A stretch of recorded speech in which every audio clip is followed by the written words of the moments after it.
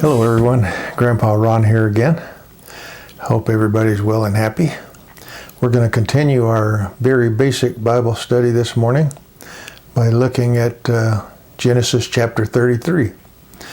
This is Jacob reuniting with his brother briefly after being away for 20 years. So if you recall, Esau was pretty mad when he left and wanted to kill Jacob because he had deceived him out of his birthright and blessing.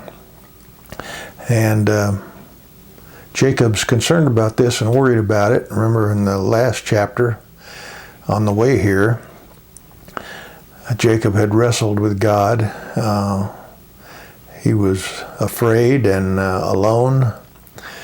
And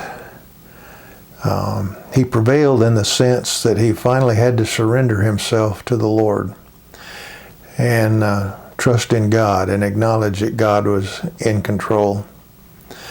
And just like us, he's a sinful man, and his fear has not completely subsided, but he is growing. He is growing in his knowledge of God and his trust. So let's see what happens here. Chapter 33. Then Jacob lifted his eyes and looked, and behold, Esau was coming, and 400 men with him. So he divided the children among Leah and Rachel and the two maids. And he put the maids and their children in front, and Leah and her children next, Rachel and Joseph last. But he himself passed on ahead of them, and bowed down to the ground 7 times until he came near to his brother. Now remember, last time he had divided some cattle. He had selected some cattle, different herds and flocks, and he had sent his servants on ahead so that it might assuage Esau's anger, and he had separated them. So you get this picture of Esau encountering one herd and some servants and being told these are a gift from your brother Jacob, and then a little further another flock, and these is a gift from your brother Jacob, and so forth and so on. And the intent was to appease him because Jacob still is afraid, and he's got this nature of wanting to figure things out himself, work things out himself, and so this is his plan to appease his brother. But now he's getting close, and he sees the 400 men with his brother. He's still afraid, so he divides up his children, puts his most favorite toward the back so they're less exposed to danger. Like what good's that's going to do, I don't know. But now he's going to meet his brother. Verse 4, Then Esau ran to meet him and embraced him and fell on his neck and kissed him, and they wept. Wow. When he had left 20 years before, Esau's heart was angry and wanted to kill him, and now we have this tender moment. And it's clear evidence God is able to turn a man's heart. And it's kind of miraculous here. When you contrast the rage that Esau had when Jacob first left. Remember, Jacob's mother had said, go away for a time, a year, and let Esau's temper settle down, and then everything will be okay. Well, it's been 20 years. And but God has worked a miracle in Esau's heart, and he's glad and excited to see his brother. Now, coming up, if you remember verse 3, it says that Jacob bowed down to the ground 7 times until he came near to his brother. Now this was a tradition and symbol of utmost respect for a superior. And so Jacob is doing everything he can to appease his brother, to be humble before him, And, some could argue, well, that worked because he tenderly embraces his brother. But I think the obvious implication here is that God has done a work. It's not what Jacob has done. Didn't hurt, but it's God has been at work in Esau's heart. Verse 5. And he, Esau, lifted his eyes and saw the women and the children and said, "Who are these with you?" So he said, "The children whom God has graciously given your servant." So Jacob is giving credit to God for his blessings. Another sign of some growing maturity. Verse 6, Then the maids came near with their children, and they bowed down. And Leah likewise came near with her children, and they bowed down. And afterward Joseph near with Rachel, and they bowed down. So the whole family has been well instructed, and they're acting in formal recognition of the elder brother of Jacob and his superiority in the family relationship. Verse 8, And he said, What do you mean by all this company which I have met? And he said, To find favor in the sight of my Lord. But Esau said, I have plenty, my brother. Let what you have be your own. So, I don't know if this is a politeness. Somebody offers you something, oh, no, you keep it. Or whether he's sincerely, telling his brother, no, I've got plenty, you keep it for yourself. But whatever the case, verse 10, Jacob says, No, please, if now I have found favor in your sight, then take my present from your hand, for I see your face as one sees the face of God, and you have received me favorably. This term, I see your face as the face of God, I think it's, and other commentators have commented too, that Jacob is realizing God has done a great work here. God has changed Esau's heart. Verse 11, Please take my gift which has been brought to you, because God has dealt graciously with me, and because I have plenty. Thus he urged him, and he took it.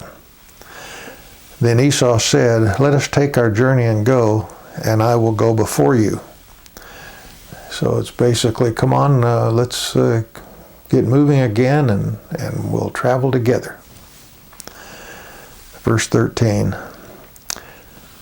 But he, Jacob, said to him, My Lord knows that the children are frail, and the flocks and herds which are nursing are a care to me. And if they are driven hard one day, all the flocks will die.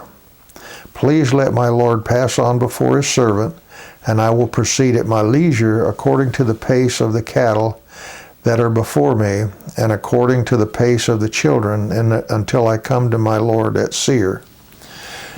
Well, it could very well be that this is a sincere concern for his cattle and children, but as we'll see as we read on, it's clear that Jacob had no intention of going with him. Now, whether Jacob's motives were good or not, I'm not sure of, but the indications are that he's growing in his knowledge of God, that he wants to do the right thing. So it may be that Jacob just didn't want to corrupt his family with being with Esau and his ungodly family. But at any rate, it's clear that he had no intention of going with Esau. Verse 15. And Esau said, Please let me leave with you some of the people who are with me. But he said, What need is there? Let me find favor in the sight of my Lord. So Esau returned that day on his way to Seir.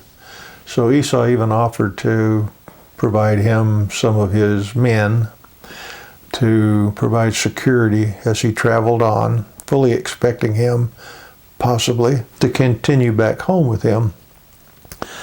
But Jacob refuses politely. And I've heard comments, and I kind of feel this way myself, that Esau probably knew that Jacob wasn't going to come.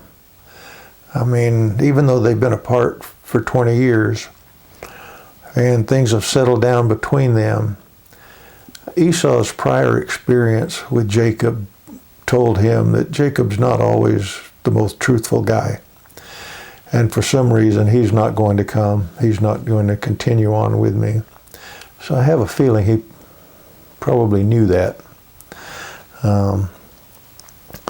But he goes ahead and separates from him after this really neat reunion. Okay, verse 17.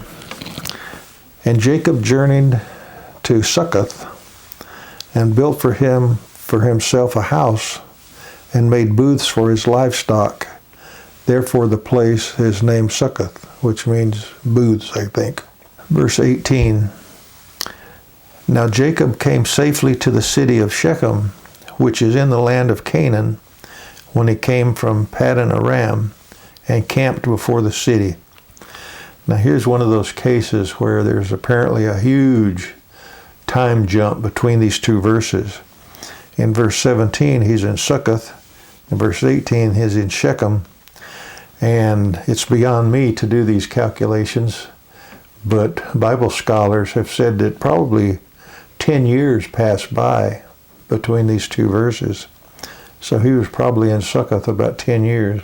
Verse 19, and he bought the piece of land where he had pitched his tent from the hand of the sons of Hamor, Shechem's father, for 100 pieces of money. So he's actually purchased land in the, quote, promised land. Verse 20, then he erected there an altar and called it El Elohe Israel, which means a mighty God is the God of Israel. So I think this whole episode has really strengthened Jacob's faith. He's grown in his knowledge of God and how God operates, because God has not only softened the heart of his brother, but has provided him some property in the promised land. And it's actually a very pleasant chapter after some that weren't quite so pleasant. But it appears Jacob is growing in his knowledge of the Lord, and he's paying homage to him by erecting this. Now in the next chapters, we're going to stop here today, but in the next chapters, we're going to start focusing on Jacob's children and what they do. And a lot of it's not very pleasant. So we'll pick up here next time. But just as in Jacob's life, as he saw this miracle in Esau's heart, we need to trust God that he can change hearts around us. He can change hearts of political leaders. He can change the hearts of our friends, our relatives, so that they, do his will and follow his will and make right and good decisions. And so we need to trust God to do that, take care of those kinds of relationships. And he learned that he didn't have to be fearful. All those efforts he made to split his forces, so to speak, into two groups, and then to split the groups along the road, then to split children up to minimize their risk, all that was unnecessary. And like I said before, it's not bad to plan, but your trust has to be in God. And here Jacob sees that God has taken care of all that he was worried about. He didn't have to go through that himself. I've seen in that in my own life, in jobs that I've had and stuff. I always try to work things out myself, and God seems to be the last resort. But worry about what if and what if and what if, and plan for all these different contingencies and everything. And don't get me wrong, it's good to do that, but not out of fear and dread, but because God is leading you to be a good steward and prepare, but not out of terror of what's going to happen, but realizing that God will bless your plans if it's in His will, but He is going to take care of the situations, and you can just trust in that. You don't have to worry. You don't have to be anxious. Yes, plan, make contingencies, but not out of fear and dread, but out of God's leading in an attempt to, be a good steward of what He's given us. Anyway, I hope this has been helpful, and we'll pick up here again next time. Thanks for watching this, and God bless. Bye-bye.